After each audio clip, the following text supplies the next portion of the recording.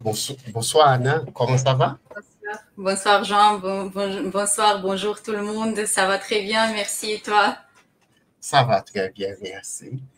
Um, Encore une autre fois, merci à tous nos sponsors, Microsoft et AMD pour Processor. Ok. Et ensuite, si vous aimeriez faire partie de nos tirages au sort, il faut rester jusqu'à la fin. Et maintenant, nous avons Anna qui va nous parler de l'intelligence artificielle éthique, la subtile limite entre census et modération. Anna qui vient de Microsoft, n'est-ce pas, Anna? Oui, oui, c'est bien Super, cela. bien sûr. Et Anna, ce n'est pas ta première fois, n'est-ce pas? Non, je suis ravie et honorée d'être parmi vous aujourd'hui. Bonsoir tout le monde, bonjour toutes celles et ceux qui nous regardent en live aussi. Merci Jean. C'est pas la première fois. Et c'est partagé. C'est tout à fait un honneur d'avoir l'opportunité d'apprendre de toi, n'est-ce pas? Et maintenant, tu peux partager ton écran Super. et Je vais, démarrer avec la présentation. Okay? je vais partager le deuxième écran. Est-ce que tu pourrais me valider si tu vois bien l'écran s'afficher? Bien sûr.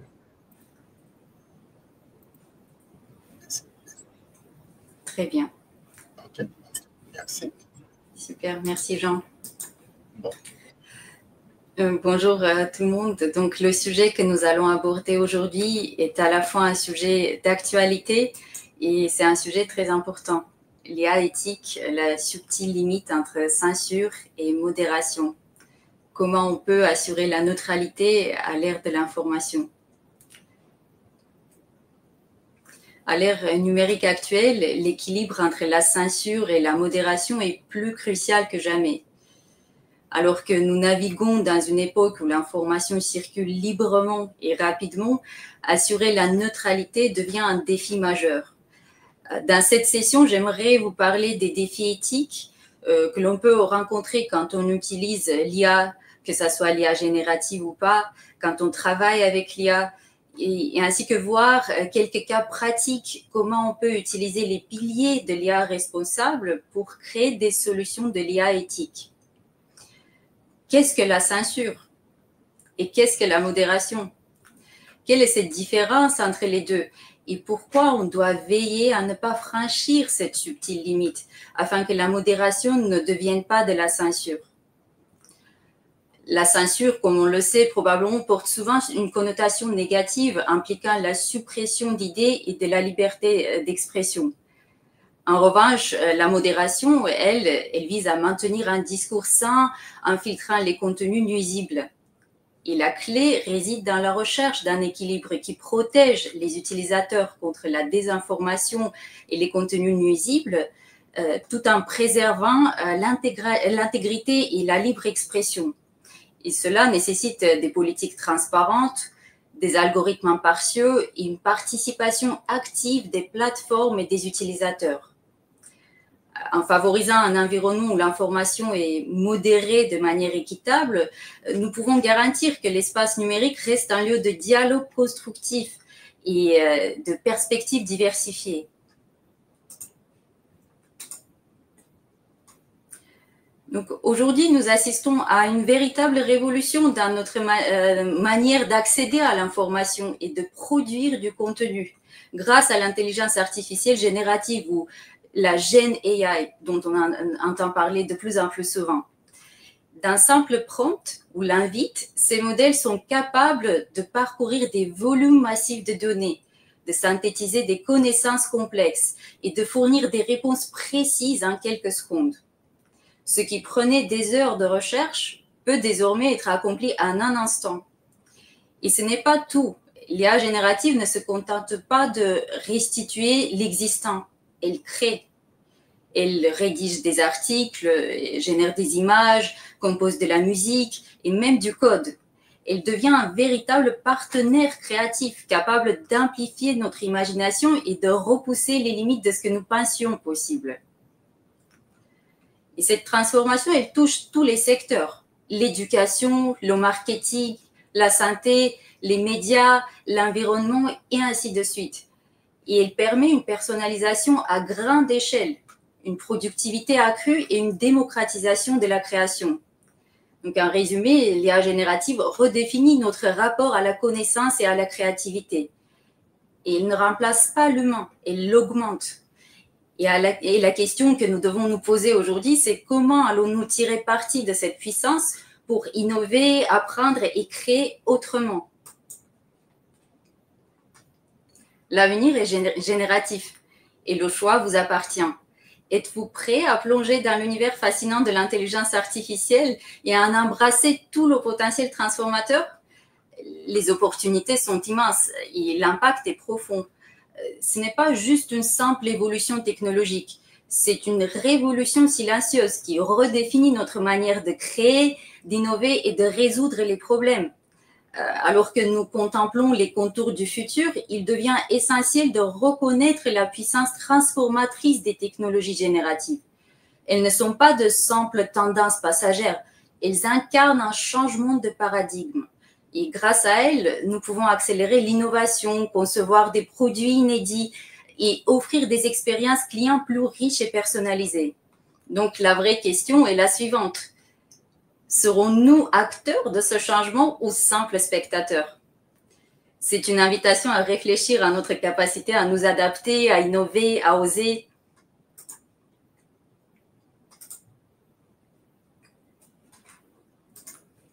Je vais passer à la diapositive suivante. L'intelligence artificielle générative se repose sur les LLM, les grands modèles de langage ou les Large Language Models en anglais, et elles transforment profondément notre manière de créer, d'apprendre et de décider même. Ces modèles génèrent des textes, contenus et commandes de qualité humaine à partir d'instructions et en offrant des capacités inédites et transformant de nombreux secteurs. Donc, commençons par exemple par la création de contenu. Grâce à ces technologies, la créativité humaine est démultipliée, que ce soit pour écrire, concevoir des visuels, composer de la musique ou même coder. L'IA devient un véritable partenaire créatif. Il ne faut pas oublier que c'est un partenaire. Donc nous, on pilote cette technologie. Elle permet aussi une personnalisation poussée. Chaque contenu peut être adapté au goût, aux besoins et au contexte de l'utilisateur, ce qui renforce l'engagement et la pertinence. Ensuite, parlons de l'accès à la connaissance.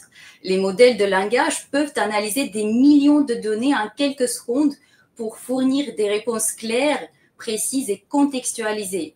Et cela permet un accès à l'information plus rapide, plus intelligent et surtout une prise de décision plus éclairée, que ce soit dans le monde des affaires, de la santé ou de l'éducation. Et enfin, regardons vers l'avenir. Nous assistons à un véritable changement culturel. L'IA générative redéfinit notre rapport à la création, à l'apprentissage et même à la collaboration. Et ce n'est que le début. Les progrès technologiques à venir promettent des outils encore plus puissants, plus intuitifs et plus intégrés à notre quotidien. Donc, l'IA générative, ce n'est pas seulement une avancée technologique, c'est une nouvelle ère qui s'ouvre, pleine de possibilités, qui a non seulement révolutionné la recherche d'informations et la génération de contenu, mais elle a également ouvert la voie à une nouvelle ère d'efficacité, de personnalisation et d'innovation. Et nous devons continuer à explorer et à adopter ces technologies pour rester à la pointe de l'évolution numérique. Et dans la diapositive précédente, nous venons de voir comment l'IA générative transforme la création de contenu ou l'accès à l'information ou la prise de décision. Mais au-delà de ces usages généraux, une question essentielle peut se poser. Comment ces technologies peuvent-elles concrètement améliorer notre quotidien, nos industries et même notre planète? Et c'est ici que les grands modèles de langage, ou ces fameux LLM, Large Language Model, entrent en scène.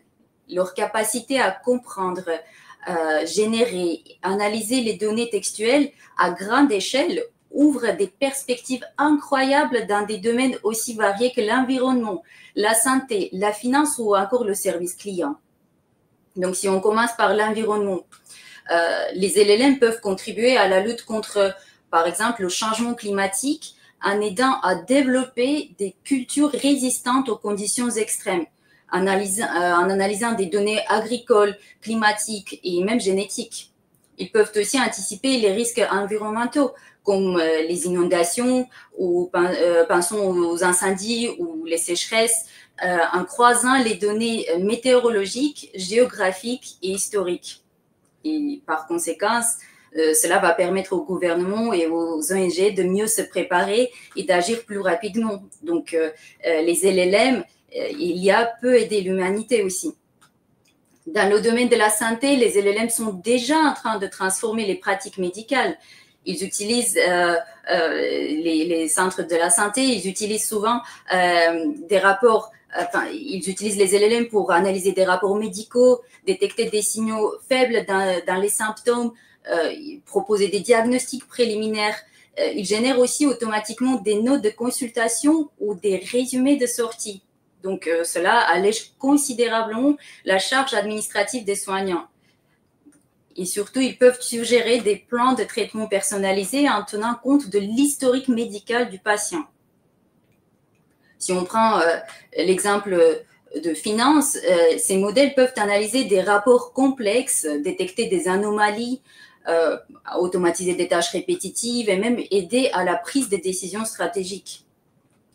Et cela permet aux institutions financières de gagner en efficacité, en précision et en transparence. Et enfin, si on regarde le dernier exemple sur la diapo, dans le service client, les LLM permettent une assistance automatisée 24 heures sur 24, 7 jours sur 7. Ils peuvent comprendre les demandes des clients, y répondre de manière naturelle, générer des documents et même résoudre des problèmes simples sans intervention humaine. Et cela améliore l'expérience client tout en réduisant les coûts opérationnels. Donc, en résumé, les LLM ne sont pas seulement des outils de génération de texte, ce sont des accélérateurs d'impact dans des domaines critiques. Ils nous aident à mieux comprendre, mieux anticiper et même mieux agir. Et ce n'est que le début. Lorsqu'on interagit avec une intelligence artificielle générative, on a souvent l'impression que tout est simple. On écrit une question, on reçoit une réponse. Et la question, on va l'écrire souvent dans l'invite qu'on appelle prompt. Mais derrière cette simplicité apparente se cache un moteur d'une complexité fascinante, un moteur invisible, mais incroyablement puissant. Donc sur la diapo, on a l'illustration de comment les grands modèles de langage fonctionnent en arrière-plan. Et ce moteur, c'est le modèle de langage. Il transforme du texte brut en valeurs concrètes. Idées, solutions, décisions, créations. Il ne se contente pas de répéter ce qu'il a appris. Il comprend le contexte, il anticipe les intentions, il génère du contenu pertinent, souvent avec une fluidité qui rivalise avec celle d'un humain. Et comment ça fonctionne? Tout commence par une entrée utilisateur, qu'on appelle le prompt ou l'invite. Et ce prompt, ensuite, il est découpé en unités de sens appelées tokens ou les jetons. Et donc, les tokens sont ensuite traduits en vecteurs numériques. C'est ce qu'on appelle le embedding. Et ensuite, ces vecteurs passent à travers des couches de transformeurs. Et c'est ce qu'on a sur l'illustration sur la diapo. Et ces transformeurs, ils analysent les relations entre les mots, les intentions et les nuances. Et c'est là que la magie opère. Le modèle apprend à prédire le mot suivant, à construire une phrase cohérente et à répondre de manière logique et contextuelle. Et ce processus, aussi complexe soit-il, se déroule en quelques millisecondes. Ce moteur invisible est aujourd'hui utilisé dans des domaines aussi variés que la santé, la finance, l'éducation ou encore le service client qu'on a abordé tout à l'heure. Il permet de rédiger des rapports médicaux, de générer des contrats, de créer du contenu marketing ou même de concevoir du code informatique.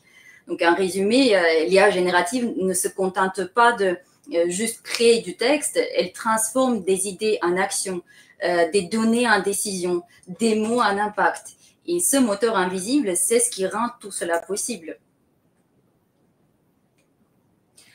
Donc maintenant, si on comparait cela aux SLM, Small Language Model, ou les petits modèles de langage, ils fonctionnent de manière similaire, mais avec moins de couches, moins de paramètres, et donc moins de puissance de calcul.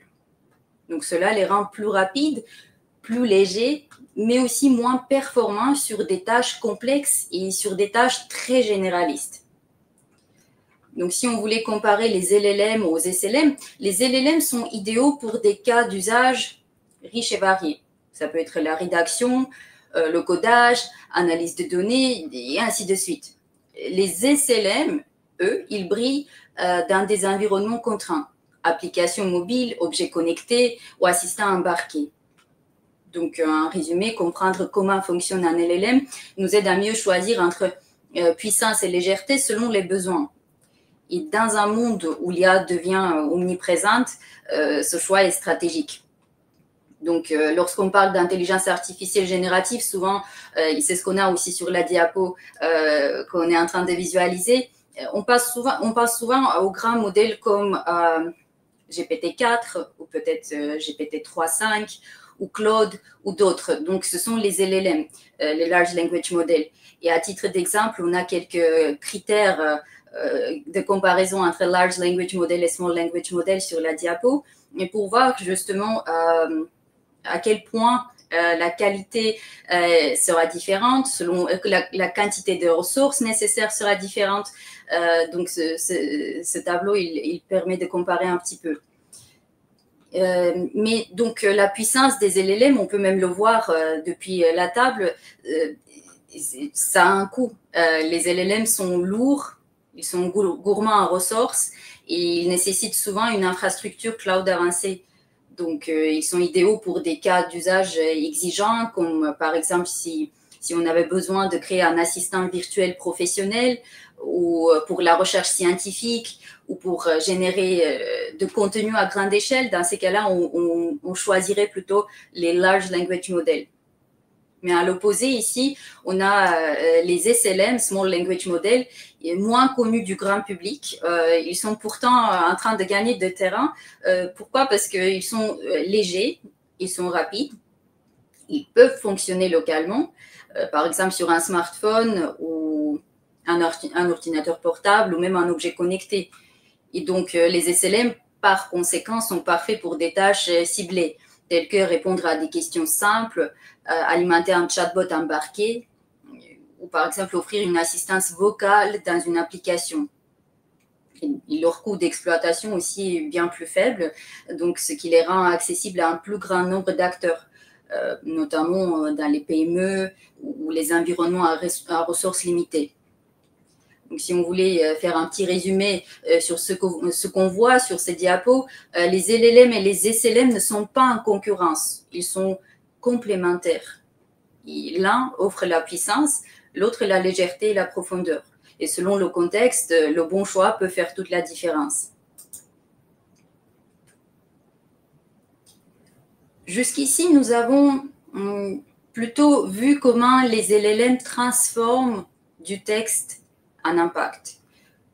Comment leur architecture permet de générer des réponses riches et contextualisées. Mais il y a une vérité fondamentale qu'il faut garder à l'esprit. Un LLM n'est aussi bon que les données sur lesquelles il a été entraîné. En d'autres termes, la qualité, la diversité et la représentativité des données d'entraînement déterminent directement la performance du modèle. Donc, si les données sont biaisées, si les données sont incomplètes ou obsolètes, le modèle reproduira ses limites. Donc, il peut donner des réponses erronées, manquer de nuances ou même renforcer des stéréotypes. Prenons un exemple concret. Un modèle entraîné uniquement sur des textes en anglais ne comprendra pas les subtilités culturelles ou linguistiques du français. De même, un modèle formé sur des données médicales anciennes pourrait ignorer les dernières avancées scientifiques.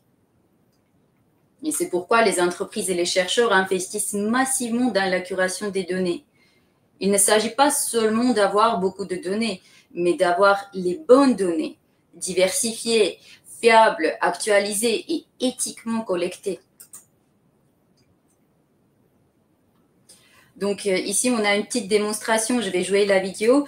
On va voir comment dans Azure AI Foundry, c'est le portail qu'on a dans l'environnement Azure, dans l'environnement cloud de Microsoft, comment on va pouvoir facilement parcourir les large language models, les grands modèles de langage. Il y aura aussi des small language models. Donc, tout ce qui est disponible dans ce studio, on va pouvoir nous en servir. On va pouvoir aussi les estimer. On va pouvoir décider de les déployer. Donc, on va faire un petit tour ici. Comme vous pouvez le constater, tout en haut de l'écran, je me trouve actuellement dans ai.azure.com, qui est le portail AI Foundry. Je vais démarrer la vidéo. Et sur la page d'atterrissage, on a ce petit bouton en bleu qui nous permet d'explorer les modèles. Ici, on peut voir, dès le début, ça nous propose déjà les fonctionnalités les plus récentes, les modèles qui viennent d'être rajoutés ou quelque chose qui est très utile en ce moment, qui est très demandé ou très tendance. Si on descend un tout petit peu plus bas sur cette page, on va voir les leaderboards des modèles. Donc, c'est comme des comparatifs des modèles parce qu'il faut imaginer Azure AI Foundry comme un portail, comme un catalogue de modèles. Donc, ce ne sont pas exclusivement des modèles de chez Microsoft ou de Azure OpenAI ou de OpenAI ou autre. Il y a aussi des modèles open source. Il y a Mistral AI qui est bien spécialisé dans la langue française. Il y a plusieurs variétés des modèles de Mistral AI. Il y a plusieurs variétés des modèles GPT, plusieurs variétés de modèles Llama. Donc, il y a vraiment beaucoup de choses. Et pour ne pas trop se perdre, il y a des sections comme ça sur la page d'atterrissage où on va voir, par exemple, les leaderboards, quels sont les top 3 modèles au niveau de la qualité, les top 3 modèles au niveau du coût, etc. Je vais rejouer la vidéo. Donc, si je voulais, par exemple, cliquer sur l'un de ces modèles, j'aurais pu le faire, mais je ne le fais pas ici. On va descendre un peu plus bas où on peut voir toute cette variété des modèles qui sont disponibles dans le catalogue. Il faut savoir aussi que dans Azure AI Foundry, fondamentalement, c'est une ressource qu'on va approvisionner, pour toutes les ressources dans l'écosystème Azure, il faut les approvisionner pour y avoir accès, pour pouvoir les consommer. Et donc, dans Azure AI Foundry, la liste des modèles dans le catalogue que je vais voir dépend lourdement de ce qu'on a approvisionné en arrière-plan. Donc, on peut approvisionner une instance d'une ressource Azure Machine Learning. Et dans ce cas-là, je vais avoir l'accès à tous les modèles, plus ou moins, qui sont disponibles en ce moment, dans la région dans laquelle j'ai approvisionné cette instance de Azure Machine Learning. Mais Azure Machine Learning, c'est un service qui est utilisé par les data scientists. Donc, souvent, ce sont les projets où on va affiner le modèle nous-mêmes, on va travailler avec le modèle un peu plus profondément. Et si on approvisionne une instance de service Azure AI, ce sont les services plutôt applicatifs, parmi lesquels on a Azure OpenAI qui fait tourner ce moteur magique dont on a parlé avec les transformers. Azure OpenAI nous permet d'accéder aux modèles fondamentaux tels que GPT-3.5, GPT-4, les modèles ADA pour les embeddings. Et tous ces modèles-là, ils vont nous permettre de directement les déployer sans les affiner. Donc, ce sont les modèles prêts à être consommés. Et selon la région, encore une fois, dans laquelle j'ai approvisionné cette instance de Azure OpenAI ou cette instance de Azure Machine Learning, selon tous ces critères, je vais avoir plus ou je vais avoir moins dans ce catalogue selon tout ça. Donc, je vous conseille, si jamais vous allez travailler avec, de vérifier dans un premier temps, dans la documentation qui est publiquement disponible, si le modèle en question que vous cherchez est supporté dans la région dans laquelle vous souhaitez approvisionner l'instance de la ressource en question. Donc ici, on peut voir les modèles GPT-4.1 Mini, Llama 4, Cohere, il y a plein de modèles. Donc si on clique sur un modèle Llama, souvent, pour la majorité de ces modèles, vous voyez ici, c'est écrit 17B, ça veut dire que ça a été entraîné sur 17 milliards de paramètres. Ça donne une idée aussi que ce modèle-là, par exemple, pour le déployer, ça serait coûteux. Et puis, on va voir ici la comparaison des performances, ce qu'on voyait tout à l'heure. Donc, c'était la comparaison au niveau du coût, au niveau de la précision du modèle. Il y a les benchmarks. Et ce qu'on est en train de voir ici, c'est ce qu'on appelle la carte du modèle, qui nous donne quelques informations essentielles concernant notre modèle. On a la licence ici. Si on descend un peu plus bas, ce qui est bien avec la carte des modèles, même si vous travaillez régulièrement avec ces services, il y a vraiment beaucoup de modèles et peut-être qu'il y a une variante que vous ne connaissez pas et c'est toujours bien de vérifier dans la carte du modèle si le modèle il a été optimisé pour un scénario en particulier, si le mieux c'est de l'utiliser avec les scénarios de chat ou autres. Donc, c'est une bonne idée de vérifier un petit peu la carte avant de le déployer, le modèle. On va laisser défiler un petit peu la vidéo. Vous voyez ici, on peut voir les langues supportées. Ça veut dire que ce modèle en particulier, il est compatible avec plusieurs langues. Et donc, si quelqu'un va poser une question à ce modèle de langage, si je le déploie, si je crée une application avec dans l'invite de commande, le prompt que l'utilisateur va utiliser pourrait être en plusieurs langues parce que le modèle il a été entraîné sur les données dans toutes ces langues. Donc, si on défile un peu plus bas, on va voir encore plus de détails. Intended use case, quels sont les cas d'usage. Il y a toujours un rappel de l'IA responsable dont on va parler bientôt. Donc, on peut lire un petit peu les sauvegardes, quels sont les fine-tunings qu'on peut faire avec les affinages de notre modèle. Je vais avancer un petit peu la vidéo. Et donc, si on clique sur le bouton déployer, ça me fait aussi penser à ce que j'ai dit tout à l'heure. Donc, si je voulais déployer ce modèle, parce qu'en soi, les modèles sont disponibles dans un catalogue, mais on peut pas, on les consomme pas. Actuellement, j'ai juste un catalogue des produits parmi lesquels je peux choisir lequel je souhaite consommer. Et donc, si je souhaite consommer ce modèle Llama, cette variante de Llama, il faut que je la déploie pour qu'après, mes applications clients puissent y accéder. Et si je veux le faire, il faut le faire à travers d'un projet. Comme vous pouvez voir, quand j'ai cliqué sur le bouton, il me dit, dans ce cas-là, il faut créer un projet.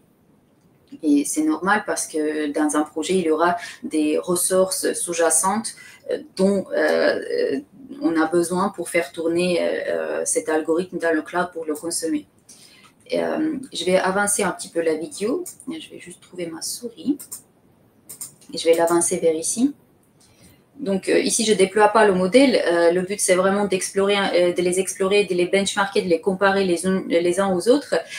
Donc, ce qu'on peut voir ici, si on défile un peu plus vers le bas, on peut voir le bouton « Comparer les modèles ». Et ce qu'on a ici, par défaut, il va me proposer de comparer quelques modèles de benchmark. Et donc, ici, sur l'axe Y, je vois que c'est le coût. Par 1 million de tokens, jetons consommés, parce que ces modèles-là, ils vont consommer les jetons. Quand je vais écrire quelque chose pour poser une question, le texte, il sera converti en jeton. Et donc, l'axe X, on ne le voit pas encore, mais l'axe X, c'est la qualité. Et il y a plusieurs modèles, tous ces petits carrés bleus, roses et oranges. C'est juste pour voir quel modèle atteint quelle performance si on les compare les uns aux autres. Et donc, si on regarde dans la liste déroulante, quoi d'autre on a, qu'est-ce qu'on a d'autre au niveau des axes? On a la qualité, les embeddings, le coût, la latence, et puis pareil pour les axes Y. Donc, on peut choisir ou changer ce qu'on veut afficher. On peut aussi rajouter un modèle à la liste des comparaisons. C'est ce que j'ai fait ici. J'ai donc cliqué sur un modèle que je voulais comparer en plus des modèles qui sont déjà dans le comparatif et je rajoute le GPT-4o. Et donc, dans les modèles StarCompare, on a maintenant GPT-4o, GPT-3.5 Turbo, Llama 3.2 11B Vision Instruct, Mistral Large et 5.3, qui sont les modèles Microsoft, les 5.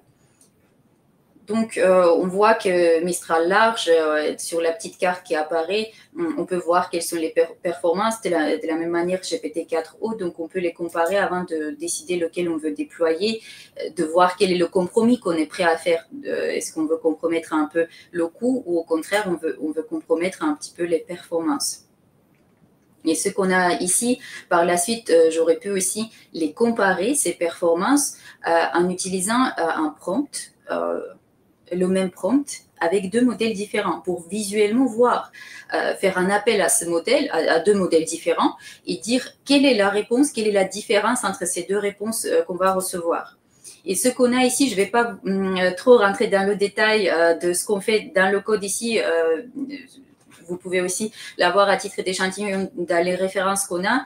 Il y a pas mal de commentaires et de documentation public là-dessus, mais donc en gros on va juste installer les librairies dont on a besoin pour utiliser Azure Machine Learning, pour faire les appels vers Azure AI Foundry pour consommer les modèles.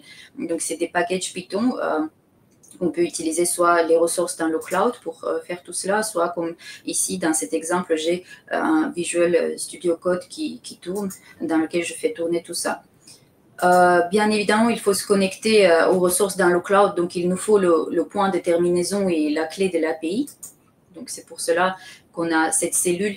Est-ce que vous voyez, dans cette cellule, c'est écrit, même sans être technique, on peut voir que c'est marqué ici, on crée des variables qui s'appellent model name 1, model name 2. Et donc, en fait, on va tester les modèles GPT-4o et 4o mini. Avec une version de l'API en particulier. Et ce qu'on va... donc ici, pour l'instant, on fait juste les définitions. On dit ce qu'on va faire. Il y a plein de cellules aussi qu'on va effectuer ici pour pouvoir créer ensuite le service, l'instance du service. Je vais laisser jouer la vidéo un petit peu. Donc, cette partie-là, c'est pour la création du client.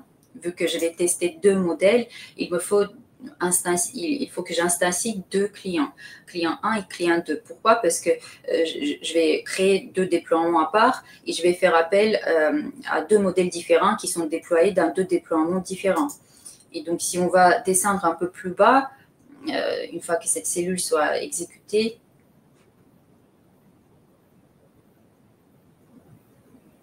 on va voir les messages. Ça, c'est le prompt, c'est le message de l'utilisateur. Et ce que l'utilisateur va demander de faire, c'est on va demander de créer du code Python pour créer une image, pour créer les graphiques avec Matplotlib. On ne va pas le préciser que c'est avec quelle librairie on veut, mais c'est un peu évident dans la manière dont on va former la demande. Et donc, ce qu'on va faire après, on va faire appel à nos déploiements et on va enregistrer la réponse dans la réponse 1 et réponse 2. Donc, l'essentiel ici, c'est de voir, je ne rentre pas dans les détails du code, mais juste en dessous de la cellule, on va voir que la requête a réussi ou non. On va voir, on va découvrir. Et juste après, si on a la réponse, si ça a réussi, on va voir les résultats imprimés en dessous. Et vous voyez tout ce code qui apparaît en dessous de la cellule sous la commande print result 1. Ça veut dire que c'est le code que l'IA générative, les modèles GPT 4o et 4o mini respectivement, me proposent pour l'instant, on voit le result 1, donc c'est la 4o qu'on testait en premier. On voit ce que ça me propose de créer comme code pour visualiser les résultats. Donc, c'est du code Python qu'il m'a généré comme réponse. Et le deuxième code, ça sera du code Python également. pour la même requête, pour le même prompt. Donc ici, il va me dire aussi d'utiliser la librairie Matplotlib. Et donc, il me donne encore un peu plus de détails sur comment préparer l'environnement, mais plus ou moins le code, il sera similaire dans les deux cas. Mais on peut comparer de cette manière-là aussi d'une manière programmatique si le code qui sera généré ou les réponses qui sont générées par l'IA génératif nous conviennent selon le modèle utilisé. Et donc, après avoir exploré un petit peu la puissance des LLM et leur fonctionnement d'un haut niveau, leur dépendance à la qualité des données, il est temps d'aborder un sujet fondamental. Comment on va évaluer efficacement un LLM. Car un modèle, aussi impressionnant soit-il, n'a de valeur que s'il est fiable, pertinent et aligné avec les objectifs de son utilisateur. Et donc, pour cela, il faut suivre des bonnes pratiques d'évaluation. On a un résumé de ces pratiques sur la diapo qui sont toujours aussi dans notre documentation publique. On va toujours conseiller de commencer par la première étape qui est de définir des objectifs clairs et réalistes. Que cherche-t-on à mesurer? La précision des réponses, la pertinence contextuelle, la capacité à résumer, à traduire, à raisonner, parce que sans objectif bien défini, l'évaluation devient floue et peu exploitable. Ensuite, il est essentiel de choisir des données et des métriques fiables. Cela signifie utiliser des jeux de données représentatifs du cas d'usage réel et des indicateurs adaptés. Par exemple, le taux d'erreur, score de similarité, satisfaction utilisateur, etc. Le troisième point, c'est l'évaluation qui doit être continue et itérative. Un LLM, il évolue, il s'adapte, il peut être affiné. Il ne s'agit pas d'un test unique, mais d'un processus vivant qui accompagne le cycle de vie du modèle. Et enfin, il faut sélectionner des méthodes robustes, tests automatisés, évaluations humaines, benchmark comparatifs. On ne peut pas se contenter d'un seul test ou d'une seule typologie de test. Chaque méthode a des avantages et leur combinaison permet une vision plus complète de la performance du modèle. Donc, si on voulait résumer, évaluer un LLM, ce n'est pas seulement mesurer ce qu'il sait faire, c'est s'assurer qu'il le fait de manière fiable, éthique et utile. Et dans un monde où ces modèles prennent de plus en plus de décisions à notre place, cette rigueur est non seulement souhaitable, mais elle est indispensable. Et c'est pourquoi, au-delà de la performance brute, il devient crucial de s'interroger sur les fondations éthiques de ces technologies. Car si les LLM influencent nos décisions, nos interactions et même nos institutions, alors leur développement doit reposer sur des principes solides. Et explorons maintenant les 6 piliers fondamentaux d'une intelligence artificielle véritablement éthique. Et les 2 premiers dont on va parler, c'est l'équité et l'inclusivité. Les systèmes d'intelligence artificielle doivent traiter chacun de manière équitable et éviter d'affecter des groupes de personnes à la situation similaire de différentes façons.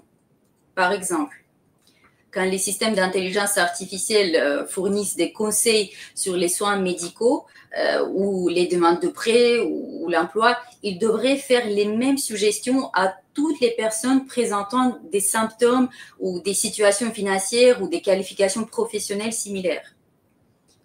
La fiabilité et sécurité, c'est l'autre pilier fondamental pour favoriser la confiance. Il est essentiel que les systèmes d'IA fonctionnent de manière sécurisée, fiable et cohérente. Ces systèmes doivent être en mesure de fonctionner comme prévu lors de leur conception, de répondre en toute sécurité aux conditions inattendues, résister aux manipulations dangereuses, parce que leur comportement, ainsi que la diversité des conditions qu'ils peuvent gérer, reflètent l'éventail de situations et de circonstances que les développeurs anticipent au cours de la conception et du test. L'autre pilier fondamental, c'est la transparence. Quand les systèmes d'IA aident à la prise de décisions qui ont surtout un impact considérable sur nos vies, il est essentiel que les personnes comprennent comment ces décisions ont été prises. Par exemple, une banque peut utiliser un système d'IA pour décider si une personne est solvable. Une société peut utiliser un système d'IA pour déterminer les candidats les plus qualifiés à l'embauche. Et donc, l'interprétabilité ou explication utile du comportement des systèmes d'intelligence artificielle et de leurs composants est une composante essentielle de la transparence. Pour améliorer l'interprétabilité, il faut que les parties prenantes comprennent comment et pourquoi les systèmes d'IA fonctionnent de la manière dont ils le font. Donc, si le modèle m'a prédit que quelqu'un n'a pas le droit à des mêmes soins médicaux ou n'a pas le droit au même emprunt, pourquoi? Plus de transparence. Donc, et cette transparence doit exister non seulement pour les utilisateurs techniques, mais pour tout le monde, parce que l'IA devient applicatif et l'IA prend de la place dans notre quotidien. Et les parties prenantes peuvent ensuite identifier les problèmes potentiels, s'il y a des problèmes de performance, d'équité, de pratiques d'exclusion ou de résultats involontaires, par exemple. Et la transparence va nous aider justement, c'est le pilier principal qui va aussi nous aider à découvrir s'il y a des soucis, d'autres soucis avec d'autres piliers. Et on a aussi la confidentialité et sécurité, parce qu'à mesure que l'intelligence artificielle se répand, la protection de la confidentialité et la sécurisation des informations personnelles et professionnelles représentent des tâches toujours plus complexes et importantes. Avec l'intelligence artificielle, la confidentialité et la sécurité des données nécessitent une attention particulière parce que l'accès aux données est essentiel pour que les systèmes d'intelligence artificielle puissent effectuer des prévisions et des décisions sur les personnes qui soient précises et fondées. Et enfin, la responsabilité, bien évidemment, elle est là parce que sans responsabilité, on ne peut pas avoir de système d'IA. Les personnes qui conçoivent et déploient des systèmes IA doivent être responsables de leur fonctionnement. S'il y a un souci sur l'un de ces piliers, c'est qui sera responsable? Les organisations doivent s'inspirer des standards du secteur. Et si les aspects légaux ne sont pas toujours présents de la même manière partout, il faut quand même avoir des standards d'une IA éthique pour développer des normes de responsabilité et pour que tout le monde y adhère. Et ces normes peuvent garantir que les systèmes d'IA n'ont pas le dernier mot sur toute décision ayant une incidence sur la vie des personnes. Ils peuvent également garantir que les humains gardent un contrôle significatif sur les systèmes d'IA qui sont autrement très autonomes. Et en parlant de ça, on a un exemple ici qui illustre une étude de recherche qui a été réalisée par New York Times. Vous avez aussi la source juste en dessous de cette diapo. Vous pouvez consulter l'article, il est très intéressant. Il y a pas mal d'exemples. Et sur la diapo, pour ne pas utiliser trop d'espace, j'ai juste mis l'un de ces exemples qui est cité dans l'article. Ce sont deux chatbots qui sont biaisés. Il y a un chatbot libéral qui est à gauche en bleu clair. Il y a un chatbot conservatif qui est en rouge, qui est à droite sur le slide. Et les bots sont biaisés dans le cadre de cette recherche. Ils ont pris en fait un modèle Mistral AI, l'une des variantes de Mistral AI. Ils l'ont affiné d'une manière à ce que ça soit biaisé. Le bleu, il soit libéral et le rouge conservateur. Et puis, dans l'article, ils mettent en lumière les inquiétudes croissantes des chercheurs en désinformation face à la capacité des chatbots d'intelligence artificielle comme ChatGPT ou autres à produire des textes convaincants mais trompeurs. Et ces outils conçus pour imiter le langage humain peuvent être manipulés pour diffuser des théories du complot, des récits biaisés ou des informations erronées. Et n'oublions pas que les informations sur lesquelles les modèles sont entraînés, ce sont les informations qui existent dans l'Internet public. Ce sont des informations que nous, les humains, nous sommes des êtres biaisés. Et même un être humain le plus neutre au monde ne pourra pas avoir des avis qui sont très neutres. Donc, c'est pour cette raison-là qu'il y a responsable doit essayer de filtrer au mieux Et ce que les chercheurs, justement, dans cette étude ont découvert, c'est qu'en testant des chatbots sur des sujets sensibles, l'article, il date un peu, donc ils ont essayé de plusieurs tests sur les vaccins, les élections, les conflits géopolitiques. Et ils ont constaté que les IA pouvaient répéter des récits conspirationnistes avec un ton neutre et crédible. Donc tout ça, c'est pour dire qu'il faut toujours vérifier les réponses de l'IA. Il faut toujours aussi être vigilant parce que ça peut arriver que l'IA donne des réponses qui ne sont pas concrètes ou même encore pire, biaisées. Il ne faut pas toujours, par défaut, faire confiance à l'IA. Dans l'étude, ils se sont rendus compte que les modèles sont capables de générer des contenus difficiles à distinguer de sources fiables. Et ça rend particulièrement dangereux. C'est dangereux ces modèles pour la désinformation. Et donc, pourquoi cela pose problème? Parce que les IA sont entraînées sur des données qui sont issues d'Internet et où circulent déjà des biais et des stéréotypes et des fausses informations. Et même avec des filtres, les modèles peuvent être contournés par des formulations subtiles. Et cela ouvre la porte à une manipulation à grande échelle, notamment en période électorale ou de crise. Et donc, ce que dans cet article en particulier, les experts, les recommandations qu'ils ont trouvées et qu'ils suggèrent, c'est d'utiliser la transparence sur les données d'entraînement et les limites des modèles, la régulation plus stricte pour encadrer l'usage de ces technologies, la collaboration entre les chercheurs, les entreprises technologiques et même les gouvernements pour anticiper les abus. Il faut un travail collaboratif pour lutter contre ça.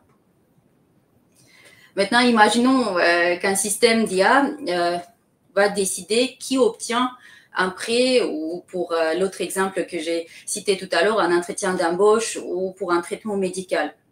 Et maintenant, imaginons que personne ne puisse expliquer pourquoi ces décisions ont été prises. Et donc, à mesure que l'IA s'intègre dans nos processus décisionnels, la transparence, la responsabilité et l'équité deviennent essentielles. Et c'est là où, dans les outils tels que Azure Machine Learning, que j'ai mentionné tout à l'heure, ou dans AI Foundry, le Responsible AI Dashboard, le tableau de bord de l'IA responsable qu'on a, il entre en jeu. C'est un outil qui est conçu non seulement pour surveiller les modèles d'IA, mais aussi pour les orienter vers des décisions fiables et éthiques. Donc, dans tous les outils Microsoft où on va travailler avec l'IA, nous avons des outils qui simplifient, qui donnent de la transparence. Si c'est un modèle qui a été pré-entraîné par Microsoft, vous allez toujours trouver la notice de l'IA responsable. Vous allez toujours trouver les informations un peu plus profondes sur tous ces 6 piliers selon le modèle. Si c'est un modèle qui nous permet de faire la reconnaissance des objets, il y aura des piliers, ces 6 piliers qui sont cités en particulier par rapport en relation avec ce modèle. Si ce sont des modèles de l'IA générative, il y aura toujours cette notice et vous pouvez toujours creuser plus. Et en plus de ça, il y a aussi des outils qui rendent plus facile de visualiser les problèmes potentiels que vous pouvez avoir selon la donnée avec laquelle vous pouvez travailler dans le futur. Peut-être que vous allez avoir un jeu de données. Et même avant d'entraîner le modèle, il faut toujours l'investiguer, faire des cohortes, voir s'il y a des soucis avec des soucis potentiels que ce jeu de données peut introduire. Donc, le Responsible AI Dashboard, c'est l'une des fonctionnalités qui va nous permettre de détecter les biais. Ça identifie les écarts en fait, de traitement entre différents groupes démographiques, par exemple, ou expliquer les modèles. Pourquoi le modèle a décidé que cette personne allait oui ou non avoir l'accès à un emprunt immobilier, à un soin médical ou à d'autres choses. Donc, toujours, il a cette approche de pouvoir voir pourquoi, pour chaque prédiction individuelle et pour chaque modèle globalement, quels sont les facteurs majeurs qui impactent les décisions globalement parlant. Il y a aussi des modules qui nous permettent d'analyser des erreurs. S'il y en a, mettre en lumière les zones où le modèle est moins performant ou à risque, explorer les données, mieux comprendre les données statistiquement parlant, ce qui influence les décisions. Et donc, il faut toujours rester vigilant, il faut toujours voir s'il y a des outils qui permettent de simplifier ce processus de d'abord visualiser s'il y a des soucis potentiels. Pour info, ici, on a une capture d'écran depuis le portail Azure Machine Learning. C'est plutôt la fonctionnalité qui est un peu décrite, donc on peut faire des cohortes avec l'IA responsable avec ce tableau de bord qu'on a. Et donc, en parlant de ça, je vais vous démontrer un petit peu le Azure Machine Learning. Encore une fois, d'un haut niveau, vu que c'est pas le but du sujet de rentrer dans les détails techniques, mais juste pour vous démontrer le studio. Le studio, c'est simplement une page web qui est souvent utilisée par les data scientists, etc. Sur la page d'atterrissage, ici, on va voir les nouvelles fonctionnalités, le prompt flow, par exemple, qui nous permet de bâtir des architectures un peu plus complexes avec l'ORAG, Retrieval Augmented Generation, ou la récupération augmentée des données avec l'IA générative. Donc, c'est des workflows qu'on va pouvoir créer pour dire je voudrais enrichir l'IA générative avec mes données de l'entreprise, par exemple, pour les brancher. On a de nouveau les modèles qu'on peut visualiser ici, les modèles qui sont disponibles. Et puis, un peu plus bas, ce sont les particularités de Azure Machine Learning, par exemple, la création d'une instance de calcul. Ce qu'on voit ici, c'est la création des clusters.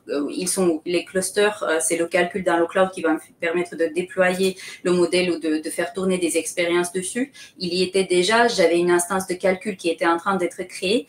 Et la différence étant que un cluster, il va avoir plusieurs nœuds, alors qu'une instance de calcul, ça sera juste comme une machine virtuelle qui tourne dans le cloud et qui me permet par la suite de consommer mon modèle depuis là-bas ou de faire des tests. Ici, ce que je vais faire, je vais donc utiliser cette instance de calcul pour créer le tableau de bord de l'IA responsable. On voit un petit peu encore une fois, les possibilités ici depuis la page d'atterrissage. Je vais un peu avancer la vidéo où on va déjà voir le notebook Python. C'est un environnement de développement intégré dans Azure Machine Learning où on a le kernel de Python. Et essentiellement, ce qu'on est en train de faire ici, je vais activer toutes les cellules, je vais les faire tourner. Techniquement, ce qu'on fait, en fait, on a les données, les fichiers CSV qu'on va fournir. Et dans ces fichiers CSV, on a l'intégralité des données sur lesquelles on a entraîné le modèle et les données qui ont été utilisées pour tester la précision du modèle. Parce que ça fait partie du processus quand on va entraîner un modèle, que ce soit un grand modèle de langage ou autre. Et ce qu'on a dans ce notebook, on peut voir un petit peu l'aperçu de la table qui est imprimé juste en dessous. On peut voir ici comment on va convertir ces données en table. Donc, c'est vraiment la technicalité de la chose. Et on va installer le namespace Azure AI/ML. C'est la SDK V2. On va s'authentifier auprès du portail. Donc, toutes ces étapes-là sont essentielles pour pouvoir nous connecter à cet espace de travail Azure Machine Learning, instancier un client. On peut l'imaginer comme la connexion auprès de notre Azure Machine Learning. Et enfin, on va dire, voici les données que j'avais et voici mon modèle. Et pour simplifier l'exemple, ici, on a le modèle déjà pré-entraîné depuis quelque part. C'est juste un fichier qu'on va uploader, télécharger dans ce portail et on va dire, maintenant, je veux inscrire ce modèle dans cet espace de travail comme un modèle qu'on va tester, consommer ou même créer un tableau de bord de l'IA responsable. Et on a je vais avancer un petit peu, on va inscrire le modèle, ce register model, c'est pour inscrire le modèle. Et comme vous pouvez voir, l'IA responsable, ce tableau de bord de l'IA responsable, c'est simplement des modules, des bouts de code qu'on va effectuer pour dire, je voudrais faire l'analyse d'erreurs. Je voudrais rajouter aussi les cohortes pour voir s'il y a des données qui se rapprochent trop, qui peuvent potentiellement causer des soucis après, créer des soucis après quand je vais entraîner mon modèle avec ou quand je vais le déployer. Donc, on va juste définir ces modules, tout ce qu'on souhaite faire comme analyse. Et sachez aussi que dans la documentation publique, il y a beaucoup plus de modules. Donc, selon la donnée avec laquelle on travaille, on peut choisir, voir lesquels aspects de l'IA responsable on veut explorer. On crée un pipeline qui est juste comme un processus pour mettre toutes les choses ensemble et ensuite le faire tourner sur le calcul que j'ai créé tout à l'heure. Je vais avancer un petit peu. Donc, on voit ici maintenant, c'est le job qui tourne, qui crée ce pipeline. de l'IA responsable. Et à la fin de ce processus, c'est juste des blocs, ce sont les briques qu'on a mis ensemble au niveau du code. Et après, une fois que c'est prêt, je vais avancer un petit peu au moment où c'était déjà prêt. On va voir ce genre de visualisation qui nous permettent d'explorer statistiquement les données et les prédictions que le modèle fait. Donc, par exemple, ici, on a l'analyse d'erreur. On peut voir même individuellement chaque prédiction qui a été faite. On peut voir pourquoi elle a été faite. Si on descend un peu plus bas, on va voir à un moment les prédictions individuelles. Et bien évidemment, ce sont des statistiques, donc on n'est pas toujours obligé de passer par là. Mais si on a un projet de data science, ou si on travaille avec des modèles les grands modèles de langage ou d'autres, il faut toujours voir cet aspect. Si on rentre vraiment dans la technicité, il faudrait faire ça. Sinon, si c'est des services applicatifs que j'ai pas ici, mais en tout cas, si c'était un service applicatif, là, il y a aussi une partie de la responsabilité qui, vu que ce sont des modèles préentraînés, on s'engage là-dessus, mais quand vous allez les consommer, il faut que de votre côté, vous regardiez toujours s'il y a un souci potentiel. Pas avec les cohortes comme ça, mais avec d'autres techniques. Donc, ça fait partie des techniques. Donc, on voit un global cohort ici avec l'heatmap. Et tout ça, ça a été généré grâce à ces briques qu'on a mis ensemble. Je n'ai pas écrit du code explicite pour ça, mis à part juste de mettre les choses ensemble. On a aussi la confusion matrix qui nous donne les prédictions true false, true positive, true négatif, etc. On a les prédictions individuelles, donc c'est toujours bien d'utiliser ce genre d'outils. Et donc, pour conclure, alors que l'intelligence artificielle devient un acteur central dans nos sociétés, une question cruciale se pose, comment on peut encadrer ces usages sans brider l'innovation ni la liberté d'expression. Et donc, la réponse ne réside pas dans une censure rigide, mais dans une modération éclairée, qui est une approche qui cherche à protéger, mais sans interdire, à corriger sans contrôler, à responsabiliser sans restreindre inutilement. Et l'IA responsable, ce n'est pas une IA qui dit toujours non. C'est une IA qui comprend quand dire non, pourquoi et comment le faire de manière transparente, équitable, et justifiable et intelligente.